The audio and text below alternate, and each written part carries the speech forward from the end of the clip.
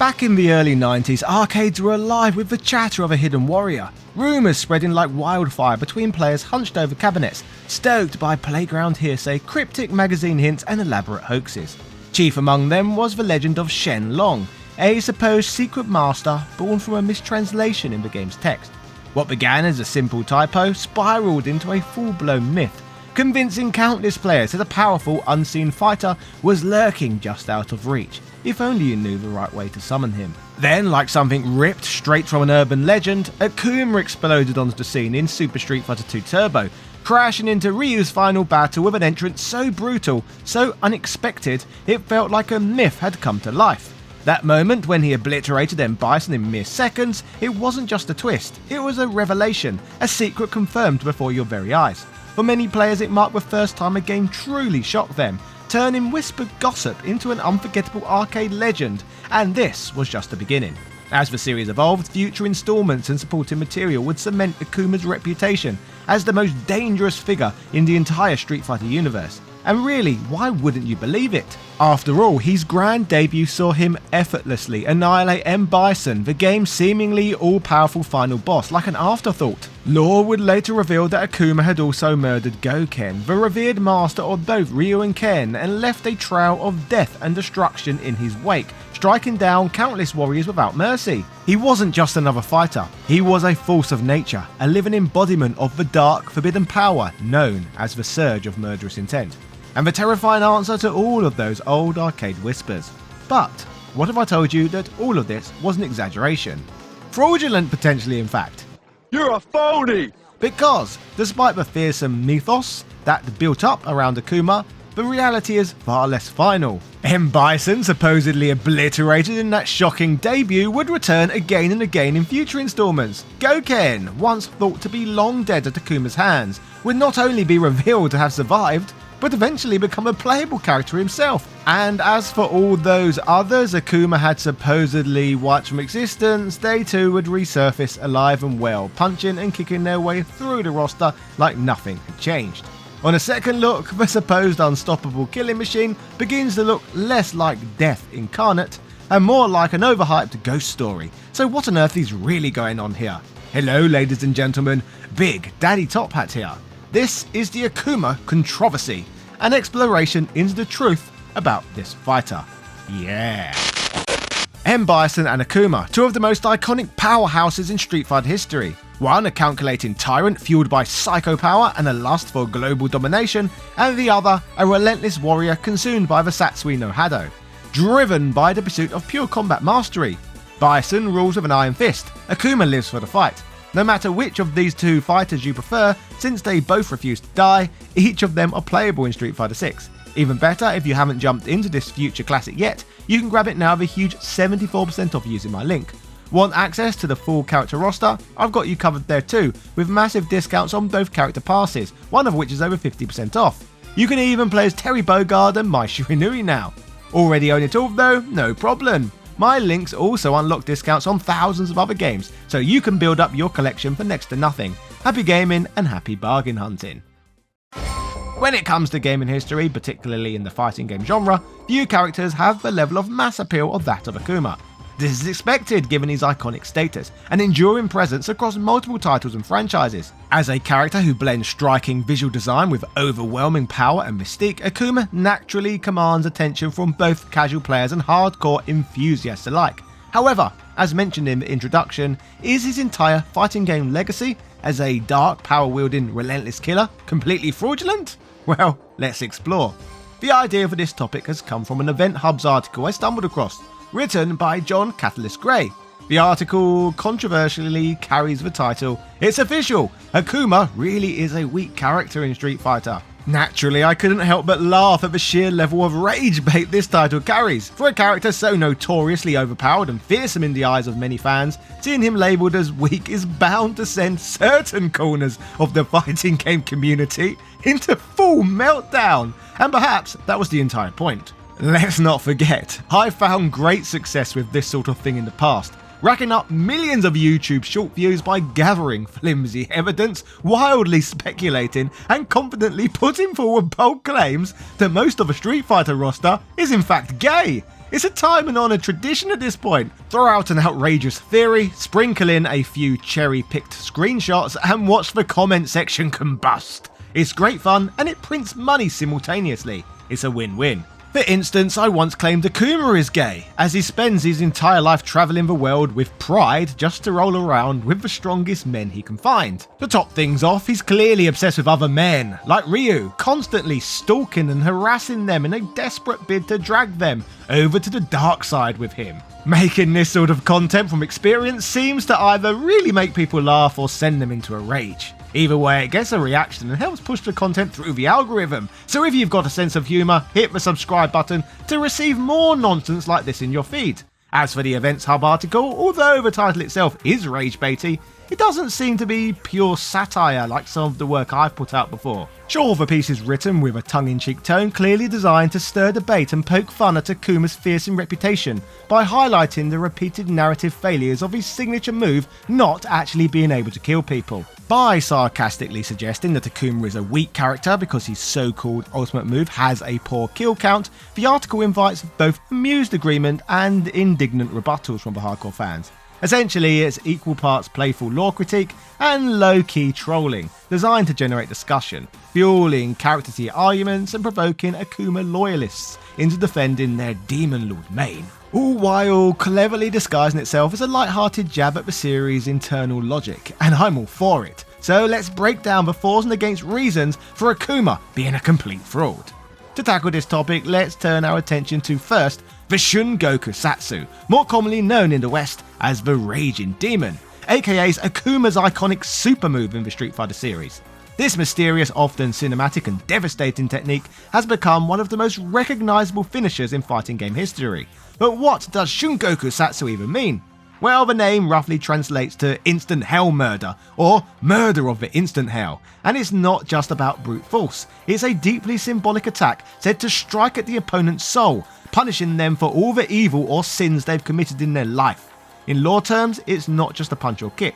We were told that it was a spiritual assault, delivered through a deadly martial arts technique rooted in Satsui no Hado, aka the surge of murderous intent. In gameplay, the move usually features Akuma gliding forward with a sudden dash, followed by a cinematic blackout screen filled with dramatic hit sounds, kanji flashes, usually the 10 symbol meaning heaven, and the opponent crumpling afterward, heavily implying they've suffered unimaginable torment. Upon his dramatic debut in Super Street Fighter 2 Turbo, Akuma made that unforgettable entrance by seemingly killing M. Bison outright with this very move. This surprise ambush instantly introduced the Raging Demon as a truly lethal and mysterious force, establishing Akuma as a terrifying presence whose power eclipsed even the series' main villain. But this of course was just the beginning. Akuma's lore was significantly expanded upon in the Street Fighter Alpha series, which delved deeper into his origins and his descent into darkness through the mastery of the Satsui no Hado. It was in this era of the timeline that players learned that Akuma had not only killed his own master Gosetsu in his pursuit of ultimate power, but also defeated and seemingly killed Gouken, Ryu and Ken's sensei, who had rejected the Satsui no Hado in favour of a more disciplined and honoured path. These revelations cemented Akuma further as a fearsome figure within the series' mythology, a lone warrior who abandoned morality to embrace new raw destructive power, becoming a sort of corrupted mirror image of Ryu's potential should he ever lose his way. But in my opinion, from this point onward, the lore surrounding this character starts to unravel completely, with one supposed aura-killing incident after another proving that the Shun Goku Satsu very rarely manages to actually kill anyone. When Akuma fought against Gil in Street Fighter 3, for example, his so-called ultimate killing technique falls flat in the lore. This is evident in Akuma's third strike ending, where he confronts Gil, the leader of the secret organisation known as the Illuminati, and the main antagonist of the Street Fighter 3 series. Naturally, Akuma attempts to defeat him using the Raging Demon, the same technique that supposedly annihilates the opponent's soul by punishing their sins. However, Gil survives the attack, brushing it off like a minor inconvenience. According to various supplementary material and fan-translated official sources, Gil's godlike physiology and mysterious resurrection abilities, thanks to his control over both flame and ice, and some frankly nonsensical Illuminati biotech mysticism, allows him to resist or nullify the effects of Akuma's technique entirely. This ending heavily implies that Gil is far beyond Akuma's understanding of power, and Akuma is left unsettled. Not because he lost, but because his deadly move had no effect. This moment reinforces a recurring theme in Akuma's arc, that despite all of his mastery of the Satsui no Hado, there are forces in the Street Fighter universe even he cannot dominate, and that once feared raging demon was already beginning to look a bit toothless in the grand scheme of things. And this was only the start of his slow transformation from mythic killer machine to a character whose supposed deadliest technique had become strangely ineffective, undermining the very mystique that once made him terrifying. According to various official Japanese strategy guides and lore books, Akuma did seek out another character from this game in this era, Oro, sensing that the old hermit possessed an immense hidden power. Oro is a reclusive martial arts master who fights with one arm tied behind his back just to give others a chance. While the exact outcome of their encounter is left intentionally vague, it is implied that Oro not only survived but was unimpressed by Akuma's aggressive philosophy and reliance on the Satsui no Hado. Some interpretations suggest that Oro may have even bested Akuma, or at least neutralised his attacks with minimal effort, further reinforcing that Akuma is not at the absolute pinnacle of power he once seemed to be. In essence, while not depicted directly in the game, their canonical encounter serves the same narrative function as his fight with Gil, showcasing that Akuma's obsession with strength has limits, and that there are warriors whose calm mastery and enlightenment effortlessly outclass his brute force methods. But aside from being made to look like a bit of a bonehead during the Street Fighter 3 era, by the time Street Fighter 4 rolled around, not only would he continue failing to kill anyone, but his once feared kill count would begin to dwindle embarrassingly fast, erasing his previous record. Somehow, M. Bison returns. That's right, Street Fighter 4 retroactively diminishes the impact of Akuma's legendary debut in Street Fighter 2 Turbo, the very moment that once made Akuma feel like a truly unstoppable force. In Street Fighter 4, Bison is back in full force, as if none of that ever happened. No lingering wounds, no trauma, not even a scratch from the supposed soul-shattering raging demon. The in-universe explanation? Bison survived by transferring his consciousness into a cloned body. His physical form was destroyed, yes, but his soul, fueled by psycho power, simply jumped to its next vessel, effectively turning his death into just a temporary inconvenience. And just like that, Akuma's once terrifying moment of dominance was undone, reframed not as a decisive execution, but as little more than a glorified cutscene interruption.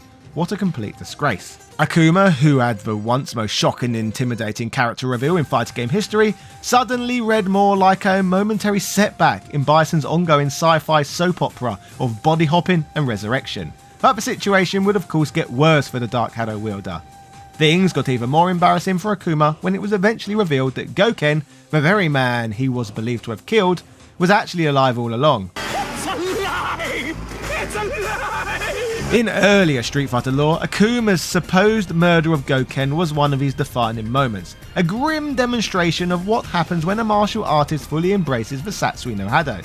It gave weight to Akuma's character. He didn't just surpass his brother philosophically, he destroyed him, proving the brutal path was superior. But by the time Street Fighter 4 rolled around, Capcom pulled the rug out from under the entire narrative by reintroducing Gouken alive and well, revealing that he had in fact survived Akuma's Shungoku Satsu by using a mystical technique known as the power of nothingness, a spiritual counterbalance to Akuma's violent energy that allowed him to separate his soul from his body and effectively cheat death. From a lore standpoint, this revelation was a direct blow to Akuma's credibility. His greatest act, the symbolic execution of the man who rejected his ideology, was no longer a kill, just a temporary knockout that his opponent casually shrugged off thanks to a bit of Zen magic. What was once a key piece of his fearsome legacy now reads more like a botched assassination attempt. And when you add this to the ever-growing list of people who survived his allegedly soul-annihilating ultimate move, it starts to feel less like Akuma is a master of death and more like he's just really bad at finishing the job. At this point, the situation is starting to feel like such an absolute joke that you half expect Gosetsu, Akuma's one and only confirmed kill, to rise from the grave and show up as a DLC fighter in Street Fighter 6's Season 3 pass. Given the franchise's track record of undoing every supposedly permanent death Akuma has ever inflicted, it wouldn't even be surprising anymore. Gouken's alive, Bison's body hopping, and we haven't even mentioned Akuma's most embarrassing foul. So let me remind you all of that one. Akuma's rivalry with Gen is one of the most unintentionally hilarious chapters in his increasingly embarrassing career. A supposed apex predator constantly outmaneuvered by an old man with cancer. Yes, really, this is not even satire. According to Street Fighter lore, Gen is positioned as a very old man dying from cancer. This is really a thing. It all began in Street Fighter Alpha 2, where Gen, a legendary assassin dying of leukemia, went looking for a worthy opponent to give him a warrior death. Naturally, he picked Akuma, the so-called embodiment of death itself. But when they finally clashed, Akuma, the big scary demon, took one look at Gen's medical chart and backed off, refusing to kill him because he was too weak. Apparently, Akuma's moral code includes no fatalities if you've got a terminal illness, which is a bit rich, coming from an individual who murdered his own master and tried to kill his own brother. Apparently, a little bit of assisted euthanasia was a step too far for him. The ridiculousness continued in Street Fighter 4, where Gen, now practically held together by duct tape and bitterness, tried again to coax Akuma into finishing the job. But no, Akuma still refused, once again denying this frail pensioner his dramatic send-off. The tale would feel tragic if it wasn't so absurd. Gen is desperate to die in a blaze of glory and Akuma can't even manage that. This rivalry, once meant to be a final clash of titans, feels more like an awkward hospice visit. And with each failed attempt to deliver a fatal blow, Akuma's reputation as the series' ultimate killer gets chipped away. Because if you can't even take out a dying granddad with a move literally called instant hell murder, maybe it's time to hang up the beads and admit you're all buck and no body count. Now it's easy to point fingers and have a good laugh at all of these moments that make Akuma look embarrassingly weak. And to be fair, that Event Hub's article I mentioned at the start of the video did a stellar job of poking fun at his increasingly flimsy reputation. But it does raise a bigger question: is Akuma truly weak? Or is there something deeper, something both this video and the RageBait article that inspired it might be overlooking? Well, of course there is. While it's undeniably fun to chuckle at how Akuma's fearsome aura has gradually been reduced to little more than a spooky fireworks display, the bigger issue here isn't just Akuma himself, it's the fact that Street Fighter lore has become increasingly drenched in plot armor, where the series seemingly goes out of its way to ensure that no character ever actually dies, or at least not permanently. Whether it's Bison body hopping, Gouken pulling off a last-minute soul escape trick, Gen surviving terminal illness and multiple raging demons, or even Seth reincarnating via USB stick, Street Fighter has become less a brutal martial arts saga and more a soap opera where nobody stays dead and every dramatic moment gets quietly undone by the next game's lore patch. In that context, Akuma isn't weak, he's just stuck in a franchise that's terrified of consequences. So does all of this make Akuma a bit of a fraud? Well, that depends on how you look at it. If you judge him purely by his increasingly comical kill count and the number of opponents who've walked away from his so-called ultimate technique like they've just had a stiff breeze blown at them, then yes, he's starting to look less like a legendary warrior and more like a theatrical goth with a flair for dramatic entrances. But if you strip away the plot armor, the retcons, and the franchise's refusal to let anyone stay dead, the core of Akuma's character, a fighter obsessed with pushing power to its absolute limit, bound by his own twisted code, still holds up, including the fact that he chose to not finish off Gen. Akuma's appeal was never really about who he has or hasn't killed. It's the sheer intensity of his presence and the philosophy he embodies. He's the dark mirror of a disciplined martial artist, a symbol of what happens when someone abandons restraint in pursuit of pure, unfiltered power. It's the menace in his silence, the weight of his footsteps, the way the screen blacks out before his raging demon lands. It's theatre, myth, and intimidation all wrapped up into one. Whether his kill count is 1 or 100 doesn't matter nearly as much as the idea that when Akuma enters the fight, you're not just facing a man, you're staring down a force of nature, one that could end you in an instant, even if, let's face it, all of his opponents will probably be back in the sequel. But I've got to be honest, I still think he's a bit gay. Don't forget, if you like me, or if you like cheap games even better, you can get giant discounts on thousands of titles using my links, including 74% off Street Fighter 6. Want access to the full character roster? I've got you covered there too, with massive discounts on both character passes. You can even play as Terry Bogard and Mai Shiranui now, so have fun building up your collection for next to nothing, and happy gaming and happy bargain hunting. Cheerio!